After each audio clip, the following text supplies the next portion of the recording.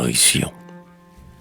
Oh, vous, qui recueilla ma première parole, au ménestrel qui à terre glissate votre bol, je vous devais un hymne, et le soupir un lait, au poète insolvable accorder un délai. J'ai promis d'exploiter les trésors de nos fastes, à tous nos jours de gloire, à tous nos jours néfastes. J'ai promis un salut, et ma voix sommeillait, quand celle du canon cria 29 juillet. La rime, dont Boileau se plaignait à Molière, regime quelquefois sous ma plume écolière. Il est de ces moments de fatigue et d'ennui, où l'on dort, enfumé par la lampe des nuits, où le front soucieux est labouré de rides, sans qu'il fleurisse un ver dans leurs sillons arides. Pour déranger le vol des habitants de l'air, il ne faut qu'un atome. Ah, il advint qu'hier, mon sylphe pèlerin, dans son tour du globe, s'égara par hasard dans les plis d'une robe. Et depuis, loin du jour, fermant ses ailes, dort, dans ce filet de soie il se berce et s'endort. Et pourtant, je rêve à ce plan d'épopée, le plus large de ceux qu'on taille à coups d'épée. Je voulais étourdir sur les chagrins présents le français, à m'avoir rajeuni de 3 ans. Galvanisé, armé pour leur œuvre qui tombe, ces morts qu'un deuil railleur insulte dans leur tombe. Ce peuple qui, sur l'or jonché devant ses pas, vainqueur, marchait pieds nus et ne se baissait pas. Et ces adolescents déjà mûrs pour la gloire, déjà fiers de mourir, et qui ne pouvaient croire, hélas, qu'ils se livraient en pâture au canon, pour conquérir des mots et détrôner des noms.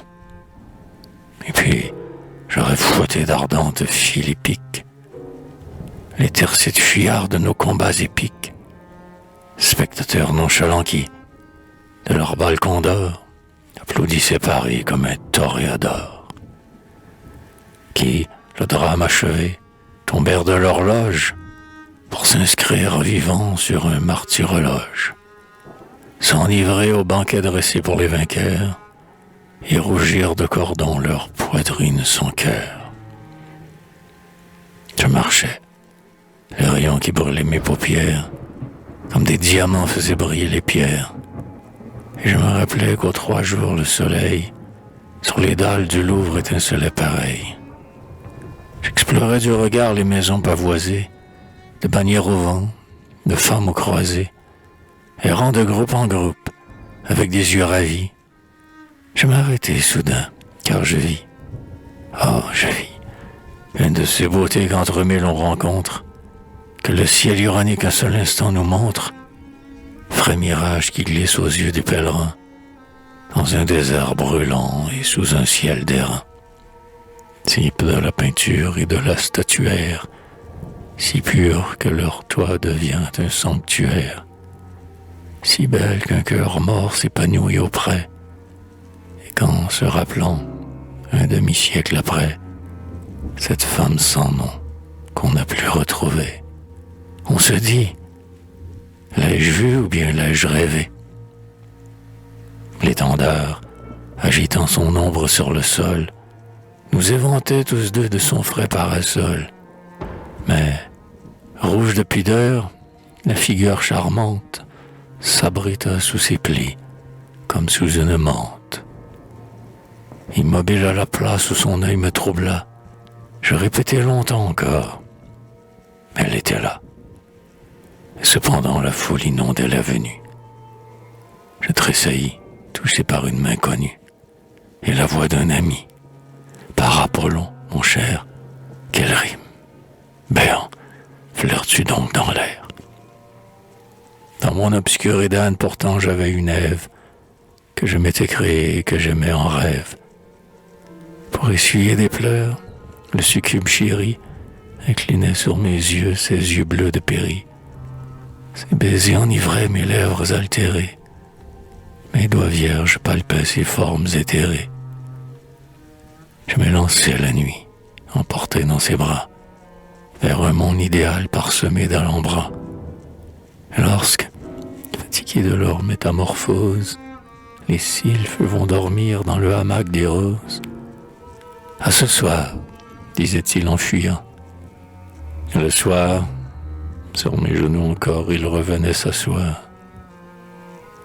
De ma blanche statue, ici-bas sans modèle, je fus longtemps l'époux et le prêtre fidèle. Mais je t'ai vu, ô toi dont j'ignore le nom. Je t'ai vu, et, soudain, honteux Pygmalion, t'inaugurant déesse en mon âme exaltée, j'ai sur son piédestal brisé ma Galatée. Contre un doux souvenir j'ai lutté, mais en vain. L'ange a ployé Jacob sous son genou divin. Patriote martyr, pardonné. Mais que dis-je? Quelle tête brûlante et pure de vertige! Ceux que j'ai vus passer sur le fatal brancard, que mes pleurs ont béni dans leur fosse à l'écart, quand ils tombaient aux pieds des Suisses victimaires, soupiraient d'autres noms que le nom de leur mère. En donnant des baisers à des cadavres sains, le peuple fossoyeur découvrait sur leur sein des boucles de cheveux, odorantes encore, scapulaires d'amour qu'à 20 ans l'on adore. Les tribuns précurseurs, dont le nom nous est cher, dans leur forte poitrine avaient un cœur de chair. Danton, l'ours montagnard, souffrant qu'on le muselle, grognait d'amour, charmé par des yeux de gazelle. Louvet, dans les déserts où la loi le traqua, comme la liberté pleurait l'Odoïska, un ange blond veillait au chevet de Camille. Vergniaud, pour parer un sein de jeune fille, condamné, détachait de son sein de martyr la montre qui tintait le moment de partir. Et quand Chénier frappait sa tête volcanique, que livrait à la hache un tribunal inique, sentant battre son cœur qu'une image brûla, il pouvait dire aussi « J'ai quelque chose là ». Et nous prétendrions, nous, enfants que nous sommes, marcher droit dans la route où chancelaient des hommes. Ah, nous pouvons comme unir avec fierté au culte de l'honneur celui de la beauté. Grâce à ton souvenir, toi que j'ai vu éclore au soleil de juillet, sous un pli tricolore, avec plus de ferveur mes hymnes salueront l'étendard amoureux qui caressa ton front. Et je me souviendrai, si son vol me réclame, que ces nobles couleurs sont celles de madame. Mais, paladin rêveur, mon culte extravagant n'aura pas conquis même un baiser sur le gant. Comme dans un harem, captive au gynécée, nul souffle n'éternise sa limpide pensée. Dans les sentiers connus, on ne la froisse pas. Le grand air est trop vif pour ses frileux appâts.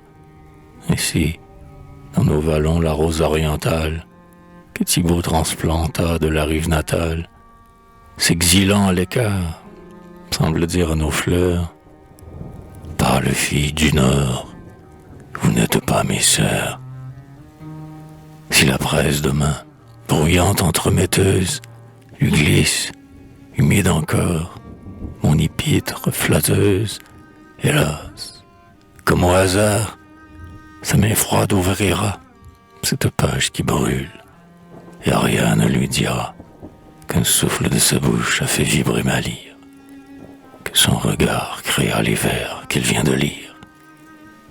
Mais peut-être la feuille où je les ai semés bouclera sur son front ses cheveux parfumés.